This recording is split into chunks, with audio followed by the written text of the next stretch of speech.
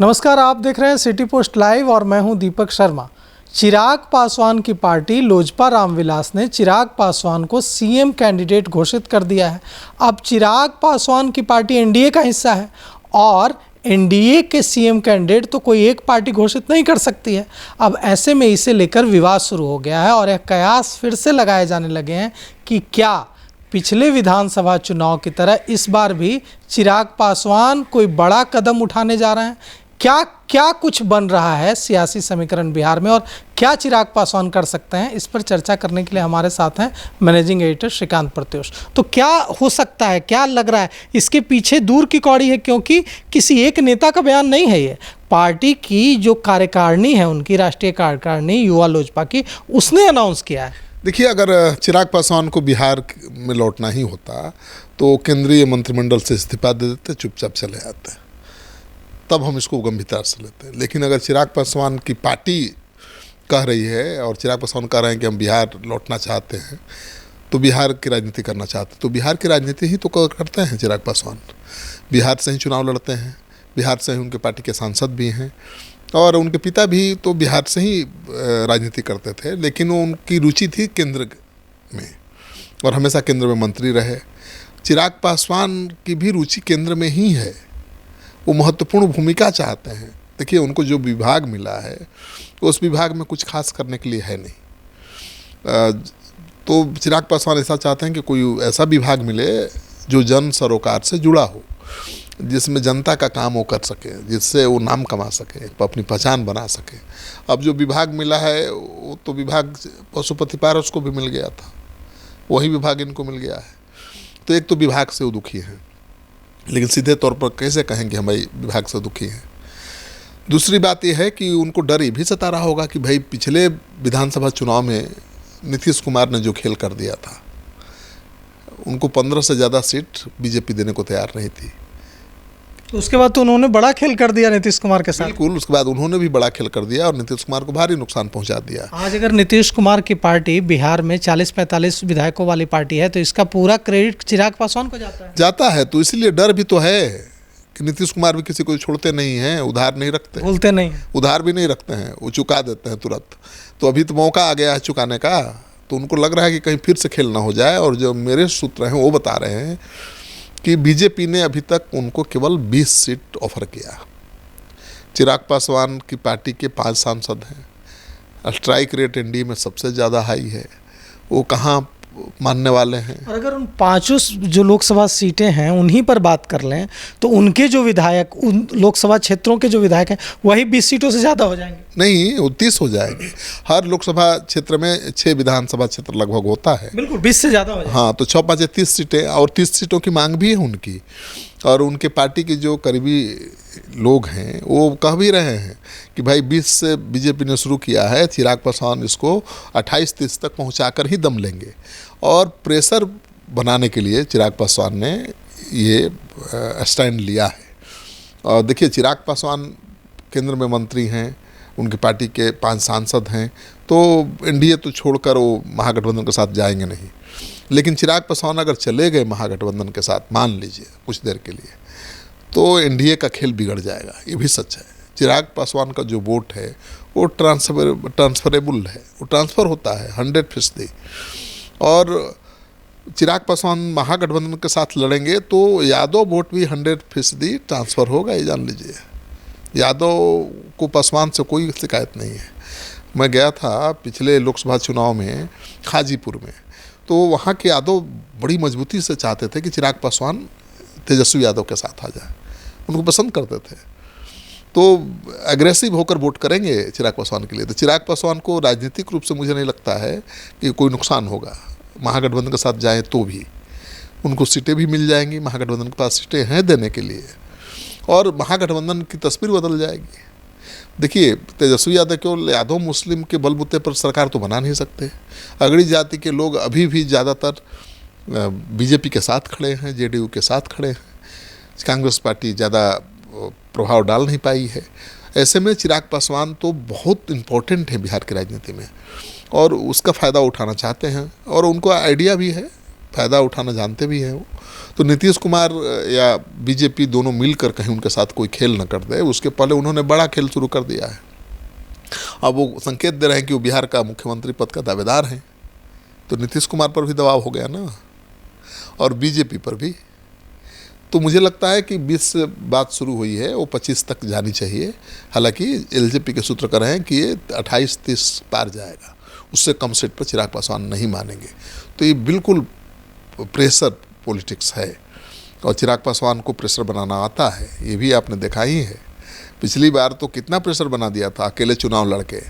BJP के नरेंद्र मोदी को अपना राम बताते रहे, अपने खुद को हनुमान बताते रहे, और नीतीश कुमार को हराने में जुटे रहे। और बीजेपी के ही जो उम्मीदवार थे जिनको टिकट नहीं मिला था, उन्हीं को ही अपना उम्मीदवार बनाकर मैदान में उतार दिया। तो वो नौबत आए, ये तो कभी जेडीयू नहीं चाहेगा। नीतीश कुमार की तो आखिरी पारी है, वो तो 60-70 सीटों पर मिनिमम जीतना जरूरी है उनके लिए, तभी उनका सीएम रह पाएगा। नीतीश कुमार तो अभी सीएम हैं और वही चेहरा रहेंगे इंडिया का चुनाव तक, की तो तय है। लेकिन चुनाव के बाद आगे चलकर परिवर्तन हो सकता है। नीतीश कुमार की उम्र तो ज़्यादा हो ही गई है, तो नीतीश कुमार का जगह उनका बेटा भी ले सकते हैं, निशांत। लेकिन वो तभी ले पाएंगे जब 60-70 से ज़्यादा सीटें जेडीयू के पास होंगी। अब 40 सीट पर 45 सीट पर तो बीजेपी ने नीतीश कुमार को सीएम बना दिया, लेकिन निशांत कुमार को नहीं बनाएगी। तो प्रेशर पॉलिटिक्स शुरू हो गई है। नहीं तो देखिए, अभी भारतीय जनता पार्टी भी जो रह कर संकेत दे रही है, वो तो बहुत उलझाने वाला, कंफ्यूज करने वाला संकेत है। अभी संकेत दिया देखिए दिलीप जायसवाल ने कि नीतीश मिश्रा को लेकर, कि नीतीश मिश्रा देखिए कितने जीनियस हैं, और मेरा वश चले तो इनको हम सीएम बना दें। तो कौन रोक रहा है? बीजेपी के अध्यक्ष हैं, प्रदेश अध्यक्ष हैं, राष्ट्रीय अध्यक्ष से बात करें, बनवा ही दें, फिर वश चलने का क्या? प्रदेश अध्यक्ष का बयान है, इसलिए बहुत अहमियत रखता है। नीतीश मिश्रा बहुत काबिल है भी हैं, तो नीतीश कुमार हटेंगे और नीतीश मिश्रा बन जाएंगे तो बुराई तो कुछ नहीं है। लेकिन जेडीयू कभी मानेगा इसको?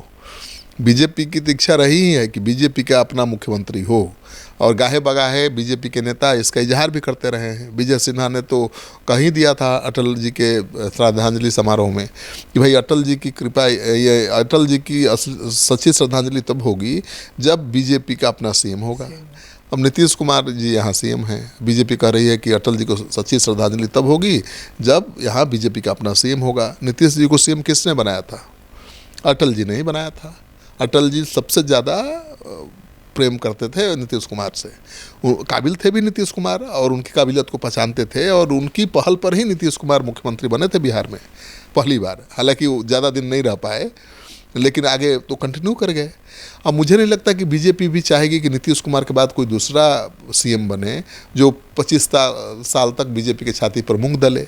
तो चिराग पासवान को बीजेपी तो मुख्यमंत्री मानने से रही, अभी तो नहीं मानेगी। चिराग पासवान भी अभी बिहार में राजनीति करने नहीं आने वाले हैं। अगर ऐसा कर लेंगे तो आप मान लीजिए कि उसके पहले वो इस्तीफा दे देंगे केंद्र। नहीं, इसकी कितनी उम्मीद है कि पिछली बार की तरह इस बार भी अकेले लड़ जाएंगे? नहीं लड़ेंगे अकेले लड़के तो देख चुके हैं, और हारने के लिए चुनाव थोड़े लड़ेंगे।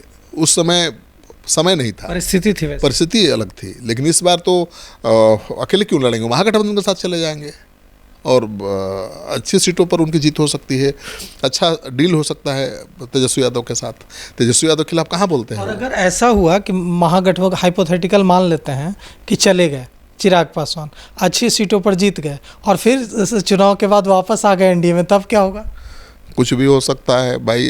नीतीश कुमार जी भी तो ऐसा करते ही रहे हैं, तो चिराग पासवान क्यों ऐसा नहीं कर सकते? हो सकता है, लेकिन ज़्यादा संभावना यही है दीपक कि चिराग पासवान को कोई और मंत्रालय भी मिल जाए, थोड़ा बढ़िया मंत्रालय मिल जाए, उनका कद थोड़ा और बढ़ जाए एनडीए में, और 20 से शुरू हुई है बात, वो 25 तक पहुंच जाए। तो मुझे लगता है कि चिराग पासवान की पार्टी 25 से कम सीट पर नहीं लड़ेगी, वो तय है। 28 सीटों की उम्मीद कर रही है, 28-30 सीटों की, लेकिन 25 उसको मिलेगा, क्योंकि भाई जेडीयू भी तो कम सीट पर लड़ने को तैयार नहीं है। जेडीयू की भी मांग है 120 सीट, और 110-15 सीट से कम मानेगा नहीं। चाहे मान लीजिए कि बराबर बराबर सीटों पर ही बीजेपी जेडीयू लड़े तो भी 100-100 सीट, तो 43 सीटों में ही चिराग पासवान को देना है, मांझी को देना है, उपेंद्र कुशवाहा को देना है। और जीतन राम मांझी ने तो अभी इसे हमला शुरू कर दिया है, मोदी जी के खिलाफ बोलना शुरू कर दिया है। आप नहीं देखे वक्फ पर बोला, बोर्ड को लेकर उन्होंने हमला कर दिया है। अभी तक तो चुप्पी साधे हुए थे, लेकिन अब बोलना शुरू कर दिया है। तो मुझे लगता है कि प्रेशर पॉलिटिक्स हो रहा है। मांझी भी बना रहे हैं कि ज़्यादा से ज़्यादा सीट ले सकें, और चिराग पासवान भी बना रहे हैं। लेकिन मुझे लगता है कि मांझी को जो मिलना है वो केंद्र से मिल चुका है, बीजेपी दे चुकी है। चिराग पासवान को और अहम विभाग मिल सकता है, केंद्रीय मंत्रिमंडल में महत्वपूर्ण विभाग मिल सकता है, और यहाँ पर 20 से 25 सीटें हो सकती हैं। तो 15 सीट पर तो नहीं माने थे, लेकिन इस बार 25 सीट भी मिलेगा, उससे ज़्यादा सीट मिलेगा तो मान जाएंगे मुझे लगता है। क्योंकि भाई दोनों हाथ में लड्डू है ना, केंद्र में मंत्री भी हैं, 5 सांसद हैं, और सीटें भी 25 मिल जाए। क्योंकि पार्टी एनडीए से अलग होने के बाद पार्टी के टूटने का भी खतरा है। बीजेपी चुपचाप तो बैठेगी नहीं, और उनकी पार्टी के जो सांसद हैं तो एक तो खुद हैं, एक बहनोई हैं, 3 ऐसे हैं जो कभी भी नीतीश कुमार के साथ चले जाएंगे। अब अशोक चौधरी की बेटियाँ चिराग पासवान महागठबंधन में जाएंगे तो शांभवी कहाँ रहेंगी? वो नीतीश कुमार के साथ जा सकती हैं, बीजेपी के साथ जा सकती हैं। और जो भागलपुर के व्यापारी मित्र हैं जो सांसद राजेश कुमार, वो क्या करेंगे? वो उनके पीछे भी ईडी सीबीआई लग जाएगी, वो भी चिराग पासवान के साथ नहीं दे पाएंगे। तो चिराग पासवान वैसा कुछ नहीं करने जा रहे हैं, लेकिन प्रेशर पॉलिटिक्स है, और मुझे लगता है कि इसमें कुछ वो पा सकते हैं। तो चिराग पासवान दबाव की राजनीति कर रहे हैं और प्रेशर पॉलिटिक्स के जरिए ज़्यादा सीटें और बेहतर मंत्रालय केंद्र में लेने की कोशिश कर रहे हैं। उनको लग रहा है कि और बेहतर अहम जिम्मेवारी केंद्र में मिल सकती है।